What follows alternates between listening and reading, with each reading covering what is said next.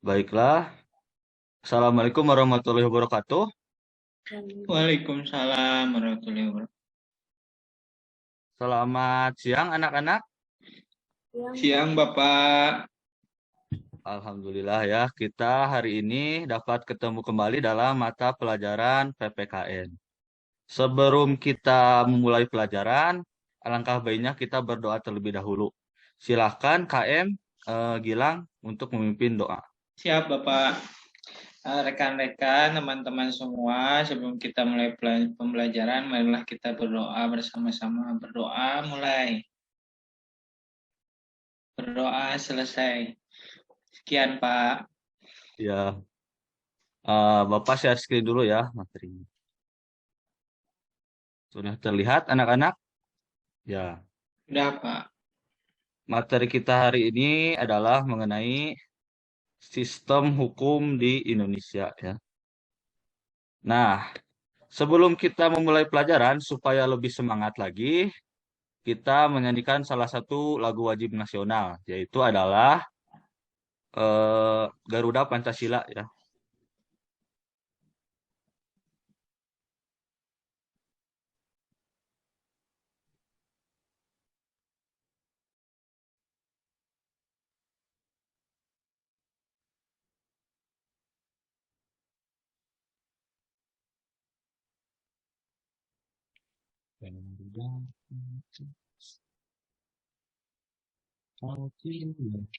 Belum ada suaranya Pak.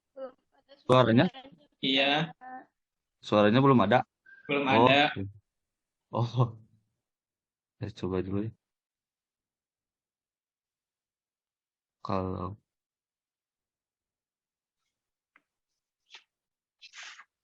sebentar ya anak-anak.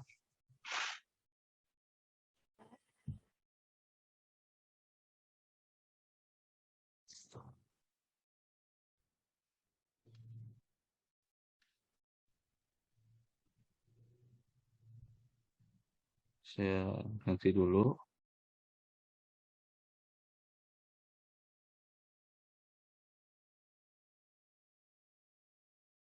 Tidak ada suaranya anak-anak? Belum Pak. Oh, Soalnya Pak dicentang. oh, ya, baik. Oh, ya.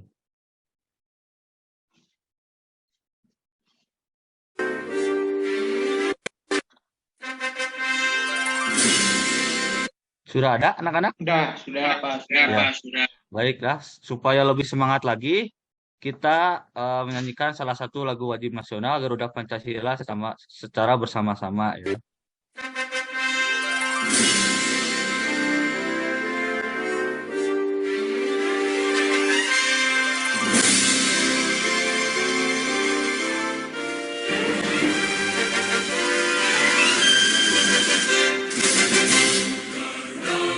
Pancasila hukummu, proklamasi sedia berkorban untukmu. Pancasila dasar negara, rakyat adil makmur sentosa, di bangsaku.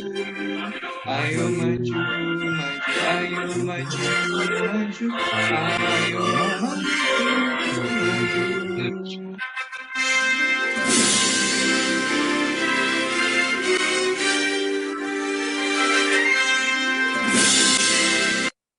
Mungkin sekali saja ya, satu balikan saja untuk lagu wajib nasional.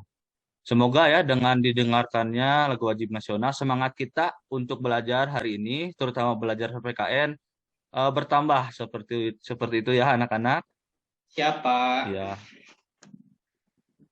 lanjut ya anak-anak.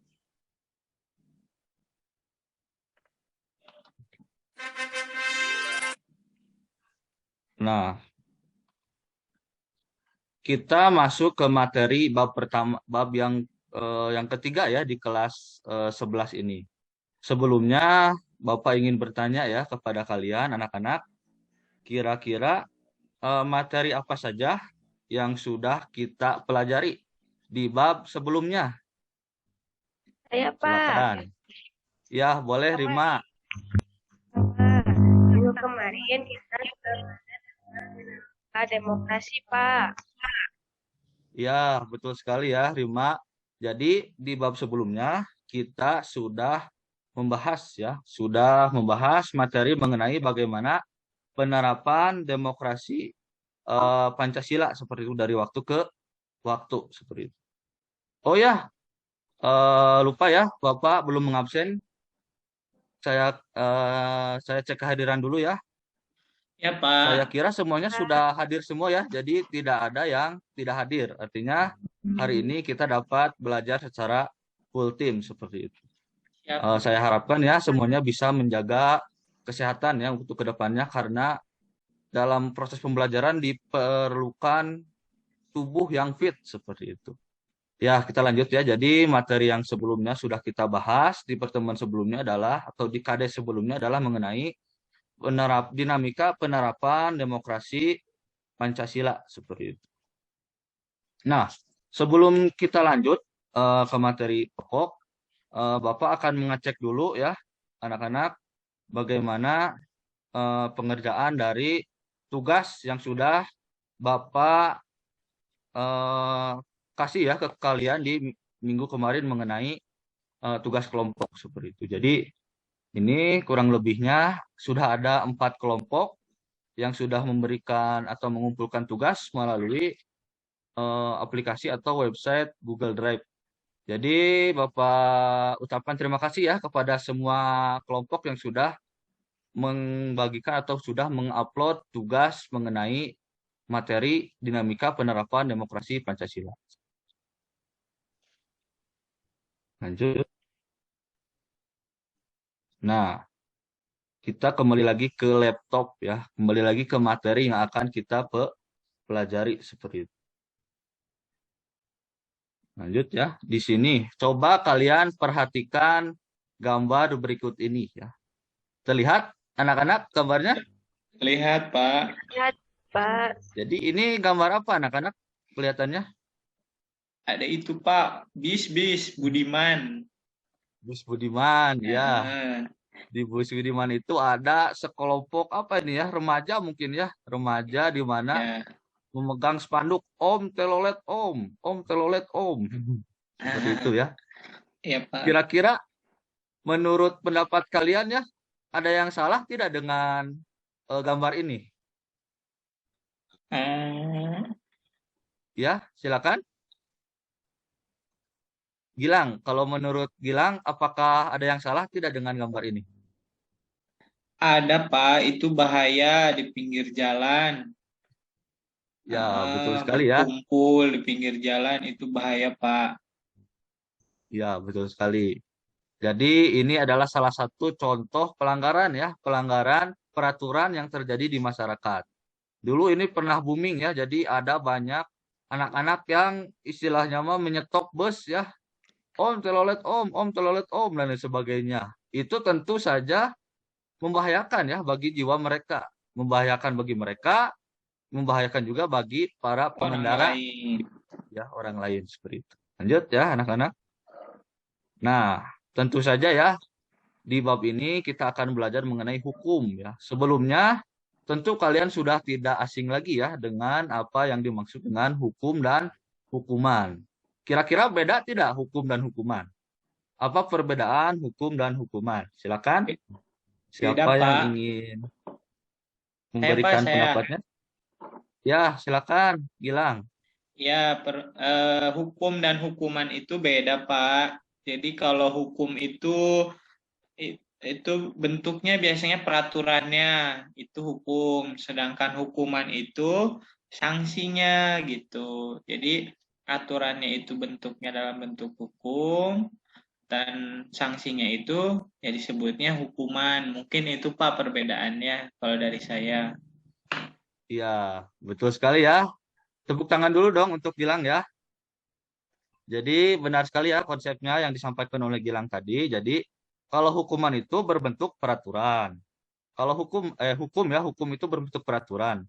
Kalau hukuman itu berbentuk sanksi. Jadi kalau kalian melanggar hukum, peraturan tentu ada sanksi, ada konsekuensi yang kalian dapat karena melanggar hukum tersebut. Lanjut ya. Nah, itu kan tadi sudah dijelaskan oleh Gilang ada hukum, ada hukuman. Hukum itu peraturan ya. Jadi peraturan yang harus ditaati oleh masyarakat. Nah, kira-kira ada tidak ya? Kira-kira tujuan hukum itu apa ya? Ada yang ingin mengemukakan pendapat? Silakan. Ya, Pak.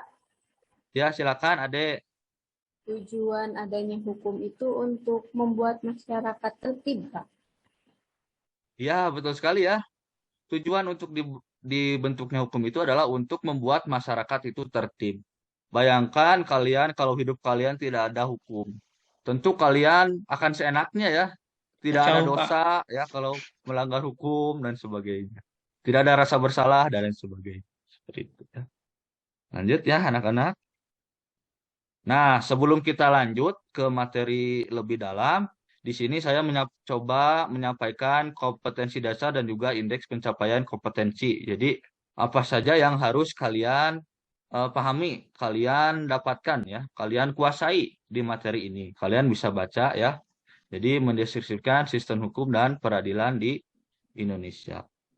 Insya Allah, untuk hari ini kita akan melaksanakan pembelajaran dengan menggunakan model pembelajaran problem-based learning, di mana kalian nanti akan membahas ya, mencoba menganalisis salah satu masalah hukum yang terjadi di masyarakat. Seperti itu. Lanjut ya. Nah, sebelum kita lanjut di sini, Bapak akan mencoba menayangkan sebuah video dulu ya, anak-anak.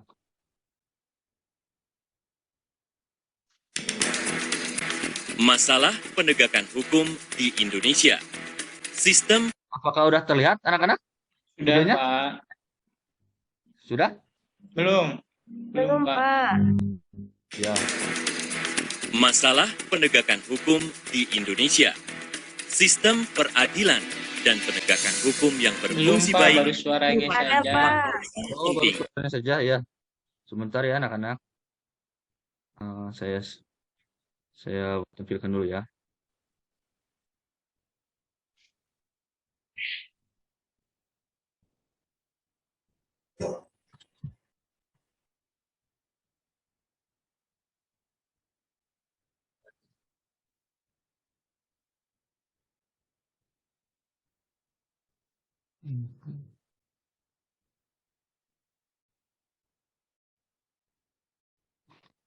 Sudah ada anak-anak? Sudah. Ya. Ya. Ya, kita Masalah fokuskan dulu ya. penegakan hukum di Indonesia. Sistem peradilan dan penegakan hukum yang berfungsi baik merupakan faktor sangat penting dalam memelihara ketertiban sosial dan menjamin kepastian hukum. Pada akhirnya, hal ini berdampak pada pertumbuhan ekonomi dan terciptanya lingkungan yang kondusif untuk memajukan, memberi perlindungan, dan pemenuhan hak-hak dasar warga negara. Namun begitu, upaya perbaikan masih menjadi tantangan besar. Selama ini, sistem peradilan dan penegakan hukum di Indonesia justru dipersepsikan tidak memberikan rasa aman dan penyelesaian yang adil. Bahkan, masyarakat menganggap penegakan hukum berjalan lambat, berbelit-belit, dan sulit untuk diakses. Dalam laporan Bank Dunia antara 2004 hingga 2008, reformasi di bidang hukum dan keadilan di Indonesia juga dinilai berjalan lambat serta tidak memberikan jaminan pemenuhan hak dan keadilan bagi masyarakat. Penegakan hukum yang lemah menyebabkan peningkatan ketidakpastian hukum, terutama bagi kelompok miskin. Ia juga menyebabkan peningkatan sengketa, baik kualitas maupun kuantitas, akibat tidak jelasnya hak milik dan penyelesaian yang adil, serta akuntabilitas pemerintah yang rendah. Bahkan, korupsi semakin marak dan terjadi di hampir semua sektor, termasuk dalam program pembangunan untuk penanggulangan kemiskinan. Mungkin sekilas saja ya. Itu adalah contoh video mengenai penegakan hukum di Indonesia. Silakan, apakah ada yang ingin memberikan komentar, anak-anak? Saya, Pak. Ya, boleh, Adek. Dari video yang baru saja dilihat itu mengenai hukum ya Pak. Jadi di Iya. Indonesia itu hukumnya masih banyak sekali kekurangannya Pak. Ya, benar sekali ya. Jadi, tentu saja sebagai manusia kita tidak terlepas dari kekurangan, termasuk ke dalam penegakan hukum seperti itu. Jadi, perlu ada perbaikan-perbaikan ya ke depannya untuk proses menegakkan hukum di Indonesia. Baiklah, anak-anak, kita lanjut ke materi selanjutnya ya, seperti yang sudah saya sampaikan tadi, itu KD-nya yaitu mengenai sistem hukum dan peradilan di Indonesia. Sebelum kita lanjut, silakan kalian baca-baca dulu ya materinya mengenai sistem peradilan di Indonesia, hukum dan peradilan di Indonesia. Silakan kalian bisa mengecek ya classroom kalian melalui handphone kalian. Di situ saya sudah meng-share atau membagikan materi yang sudah yang mengenai sistem hukum di Indonesia. Silakan kalian Bapak beri kesempatan untuk membaca atau melakukan kegiatan literasi seperti itu. Silakan.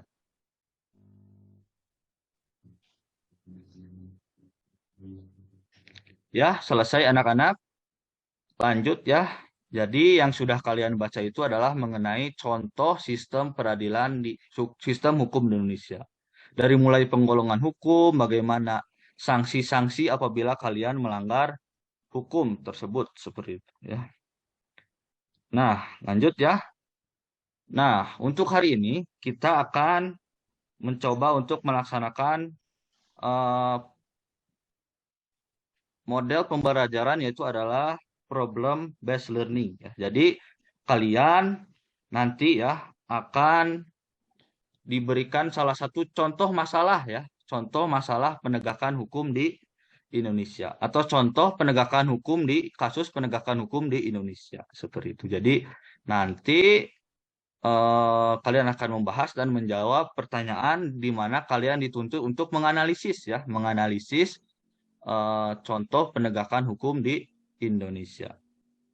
Selanjutnya, saya akan membagi ya kalian menjadi di sini ada beberapa orang, jadi saya coba membagi dari menjadi 3 kelompok ya.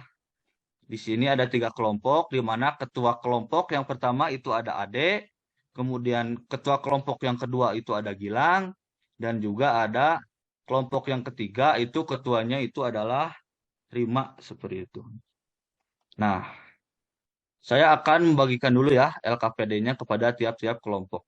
Saya akan tayangkan dulu contoh LKPD di mana di dalam LKPD itu ada beberapa pertanyaan yang menuntut kalian untuk menganalisis.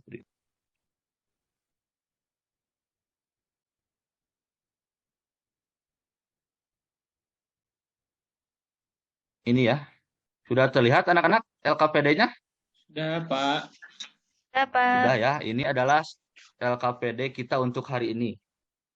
Ini ya. Jadi kalian pertama ya baca dulu mengenai contoh penegakan hukum proses peradilan yang mengenai kasus ini, kasus korupsi Asabri ya, Asabri. Jadi asuransi khusus para tentara TNI ya, Tentara Nasional Indonesia. Kalian baca dulu ya artikelnya, kemudian coba kalian jawab ya. Di sini ada 4 pertanyaan. Kalian diskusi dulu dengan kelompok kalian, kemudian kalian jawab ya. Jawab pertanyaan tersebut sesuai dengan pendapat dari setiap anggota kelompok kalian seperti itu. Silakan ya.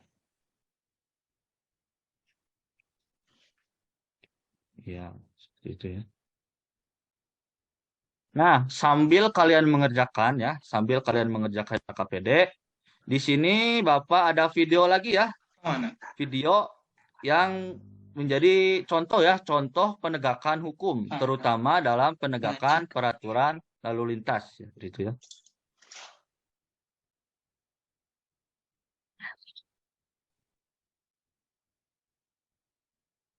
Ya, Bapak Pak. share dulu ya. Bapak share dulu. Sudah ada anak-anak? Jika Ya. Silakan kalian Saya Terima kasih Anda masih bersama kami, pemirsa. Kepolisian Resort Pasangkayu merilis kasus pelanggaran lalu lintas sepanjang tahun 2020. Sebanyak 1.522 kasus pelanggaran lalu lintas terjadi di Kabupaten Pasangkayu. 815 kasus diantaranya dikenakan penegakan hukum berupa tilang.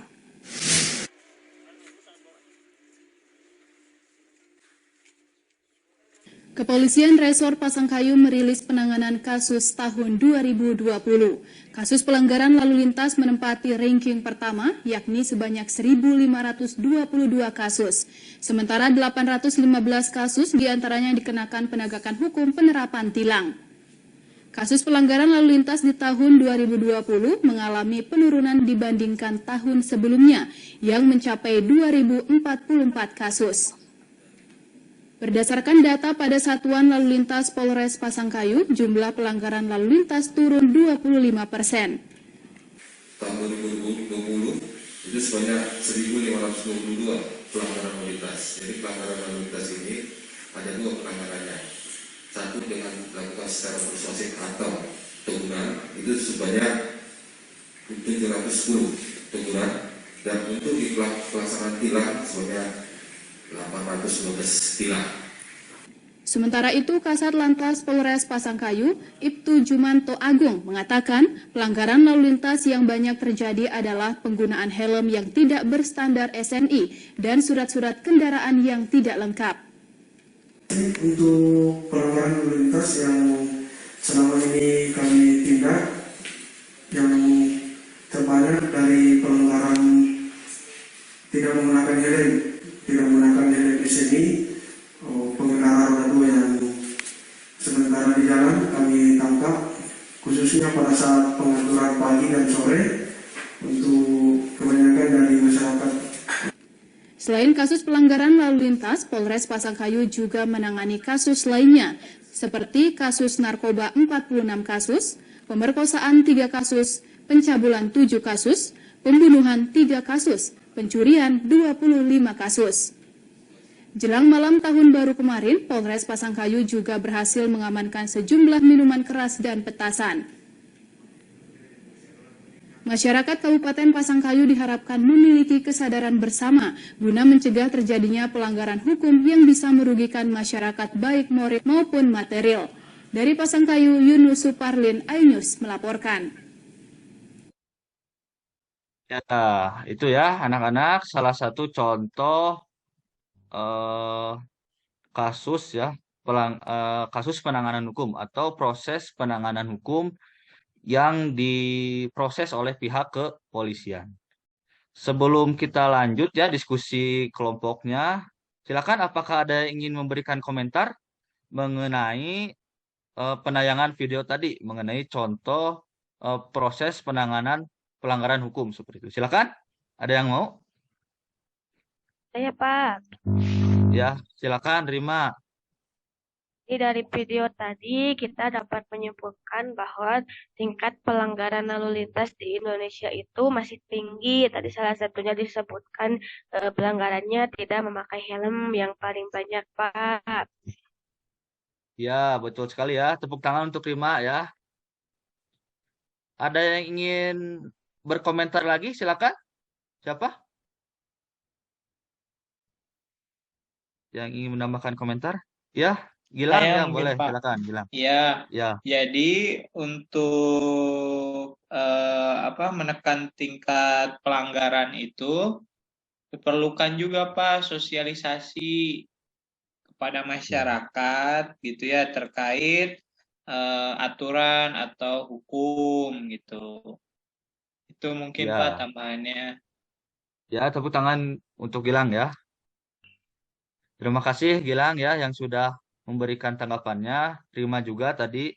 Jadi benar ya, jadi tadi dijelaskan bahwa kasus pelanggaran hukum itu cenderung naik ya, meskipun tadi dijelaskan ada sedikit penurunan, tetapi jumlahnya itu sangatlah tinggi ya kalau dibandingkan dari tahun ke tahun itu bertambah seperti itu.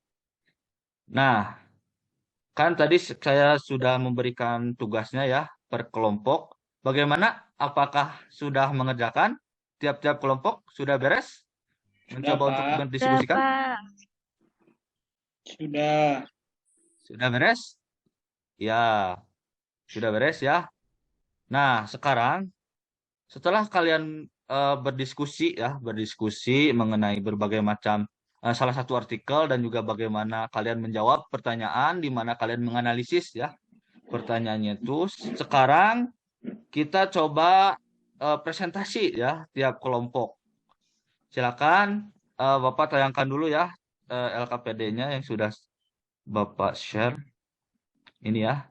Ini ya. Jadi tugasnya itu tadi kalian mencoba menganalisis salah satu proses penegakan hukum ya, hukum korupsi Asabri. Dimulai dari kelompok Gilang mungkin ya, silakan Gilang. Ya, Pak. Setelah tadi berdiskusi dengan kelompok, tanggapan saya terhadap kasus ini yaitu pertama, pastinya ini merupakan suatu gambaran atau contoh baik ya Pak dalam penegakan hukum gitu. Karena kasus ini dapat terungkap gitu ya Pak. Nah, untuk yang kedua, hukuman yang diterima juga kepada para terdakwa itu dianggap sudah sesuai Pak, itu dengan apa yang mereka perbuat. Terus yang ketiga, apakah terdapat perbedaan proses peradilan antara masyarakat sipil, anggota militer pada sistem hukum Indonesia? Itu pasti ada dan berbeda Pak. Bagaimana anggota militer pasti akan terlebih dahulu disidangkan di peradilan militer Pak, biasanya seperti itu, kasusnya akan diselesaikan dulu di sana, beda dengan masyarakat sipil. Terus yang terakhir terkait langkah-langkah yang dapat dilakukan untuk mencegah kasus itu dapat terulang, yaitu pertama mungkin penyuluhan kepada masyarakat Pak, itu sangat penting ya. Selain penyuluhan tentang aturannya, penyuluhan lainnya juga terkait bahaya kerugian terhadap negara jika kita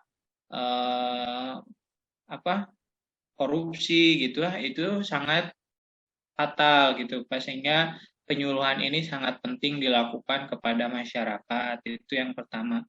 Yang kedua, terhadap pengawasan anggaran juga harus diperketat Pak ke depannya. Jadi bisa saja nanti hukumnya diperketat lagi, terus sanksinya atau hukumannya juga sama, sejalan dengan hukumnya, yaitu diperketat, sehingga kejadian-kejadian seperti ini tidak terulang kembali Pak di kemudian hari. Itu mungkin yang bisa saya sampaikan pemaparannya dari kelompok setelah tadi diskusi Pak. Terima kasih Pak. Ya, terima kasih. Tepuk tangan dulu ya untuk kelompok Gilang ya. Luar biasa sekali penuturan atau penyampaian dari kelompok Gilang ya. Selanjutnya, apakah dari kelompok lain ingin memberikan tanggapan? Silakan dari kelompok AD ataupun kelompok Rima, silakan. Saya Pak. Iya, silakan. Silakan Rima. Menurut Bapak atau yang lain, apa saja bentuk penyuluhannya Pak yang dapat dilakukan ke masyarakat? Iya, jadi apa saja sih bentuk penyuluhan yang dilakukan ke masyarakat seperti itu? Banyak sekali ya contoh penyuluhan-penyuluhannya. Yang paling efektif mungkin ya, yang pertama itu adalah melakukan penyuluhan-penyuluhan ke anak-anak sekolah ya. Di mana anak-anak sekolah ataupun mahasiswa dan lain sebagainya yang sedang belajar ya, menuntut ilmu, itu diberikan penyuluhan supaya konsep atau cara berpikir mereka ya, mindset mereka itu bisa terbentuk seperti itu, bahwa hukum itu perlu ditegakkan dan tujuan penegakan hukum itu adalah untuk menciptakan ketertiban dan keamanan di masyarakat seperti itu ya. Terima kasih untuk Rima. Ada pertanyaan lagi dari kelompok lain? Ya, mungkin sudah itu ya untuk pertanyaannya. Dikarenakan waktunya ya, kita hanya cukup untuk satu kelompok presentasi. Untuk dua kelompok lainnya nanti kita lanjutkan presentasinya ke minggu depan seperti itu ya. Jadi dua kelompok lagi kita akan presentasi minggu depan seperti itu. Lanjut ya. Jadi terima kasih ya untuk hari ini. Kita sudah presentasi satu kelompok di mana kalian sudah mulai mencoba untuk menganalisis salah satu masalah atau proses penegakan hukum yang ada di Indonesia seperti itu. Sebelum kita menutup pembelajaran, apakah ada yang ingin memberikan kesimpulan ya, kesimpulan ataupun kesan-kesan ya terhadap pembelajaran hari ini? Silakan. Ya, Pak. Ya, silakan, Ade ya. Ya, dari pembahasan tadi, jadi kita itu harus menjalankan peraturan yang ada di masyarakat. Jadi harus sesuai dengan, misalnya kita tinggal di mana, ikuti peraturan yang ada di tempat tersebut. Jadi itu, Pak. Ya, terima kasih, Ade. Yang lainnya, ada yang ingin memberikan kesimpulan? Silakan.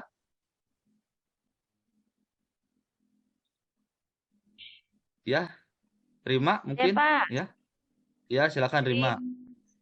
Baik, Pak. Mungkin penegakan hukum kita itu jangan melihat status, Pak. Jadi siapapun yang melanggar harus dihukum sesuai dengan kejahatan atau pelanggaran yang dilakukan, Pak. Ya, betul sekali ya. Jadi benar sekali apa yang sudah dikatakan oleh Ade tadi, di mana peraturan itu kita harus konsisten ya menjalankan peraturan yang ada di masyarakat. Karena peraturan yang ada di masyarakat itu memiliki tujuan dan manfaat. Salah satunya adalah menciptakan ketertiban dan keadilan di masyarakat. Kemudian dari Rima juga mengatakan bahwa penegakan hukum itu tidak boleh memandang status. Benar sekali ya. Seluruh warga negara Indonesia memiliki kedudukan yang sama di mata hukum. Tidak peduli jabatannya apa, pekerjaannya apa, kita sama di depan hukum. Apabila kita melanggar hukum, kita harus siap ya mendapatkan konsekuensi ke depannya seperti itu. Luar biasa sekali ya pembelajaran kita hari ini. Nah, sebelum kita menutup pembelajaran, saya akan memberikan penugasan dulu ya kepada kalian supaya kalian bisa memahami materi kita minggu depan. Materi kita minggu depan adalah mengenai sistem peradilan di Indonesia, di mana kita akan membahas ya bagaimana contoh ya lembaga-lembaga atau tingkatan sistem peradilan di Indonesia. Kalian bisa mengecek ya classroom kalian masing-masing. Jadi saya sudah meng-share ya, membagikan ini ya. Jadi di sini bentar ya. Di sini di classroom kalian masing-masing di situ ada tugas ya. Di sini saya sudah memberikan tugas di mana kalian kerjakan ya di rumah mengenai tugas berbagai macam lembaga peradilan yang ada di Indonesia. Kalian bisa kerjakan secara mandiri dan untuk tugasnya kalian bisa upload di classroom seperti itu. Jadi kalian punya bekal untuk kita masuk ke pembelajaran sebelumnya. Di samping kita melanjutkan presentasi kelompok seperti itu, presentasi kelompok. Mungkin itu saja ya anak-anak untuk pembelajaran kita hari ini. Dikarenakan kita tadi membuka pelajaran dengan berdoa, kita tutup ya pembelajaran hari ini. Alangkah baiknya kita tutup pembelajaran hari ini dengan berdoa dipimpin oleh ketua murid ya KM-nya. Silakan untuk kegiatan berdoa dipimpin oleh Gilang. Silakan. Ya Bapak, Alhamdulillah Bapak, pelajaran hari ini sudah selesai. Rekan-rekan semua, teman-teman, marilah kita tutup pembelajaran dengan berdoa. Berdoa mulai. Berdoa selesai. Terima kasih Pak, beri salam. Assalamualaikum warahmatullahi wabarakatuh. Waalaikumsalam warahmatullahi wabarakatuh. Ya, terima kasih untuk hari ini. Tetap jaga kesehatan. Insya Allah kita ketemu kembali minggu depan dalam mata pelajaran PPKN. Terima kasih.